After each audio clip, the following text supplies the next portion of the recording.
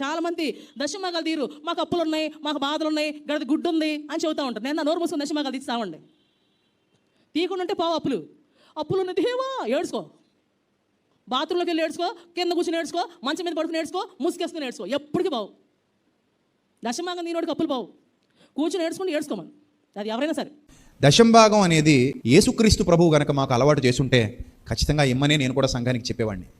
కానీ నా యేసుక్రీస్తు ఏం చెప్పారంటే, పరిశుద్ధాత్మ మిమ్మల్ని ప్రేరేపించిన కొలది, దేవుని ఆత్మ మిమ్మల్ని ప్రేరేపించిన కొలది మీ కలిమిలో నుండి మీరు కానుకివ్వండి, బలవంతమేమీ లేదు. దీనికి నేను కట్టుబడ్డాను.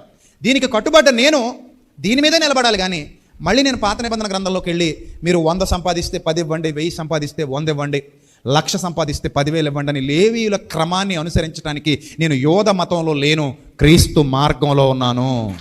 మన మోహన్కి కాలేలుగా అయిపోయింది. సాయం చేసామా లేదా? చెయ్యాలి. అలా కాకుండా కాలు అలాగ ఉన్నా కూడా, నువ్వు హాస్పిటల్లో ఉన్నా కూడా, నువ్వు చచ్చిపోయేటప్పుడు కూడా దశమభాగం ఇచ్చి చచ్చిపోవాలంటే అది మంచి పద్ధతి? అది కాదు కదా. సో కాబట్టి నేను చెప్తున్న పాయింట్లు జాగ్రత్తగా అర్థం చేసుకోండి. ఆజ్ఞ అయితే ఏమీ లేదు. దేవుడు మనకు ఆ నియమ నిబంధనలు ఇవ్వలేదు. మనం చేసేది దేవుని పని అయినప్పుడు, మనందరం కలిసి చేసేది అయినప్పుడు ఇందులో బలవంతం ఏంటి? అంతే తప్ప ఆజ్ఞగా రుద్దేసి వసూలు చేయడానికి ఇది ఏమైనా వ్యాపారమా?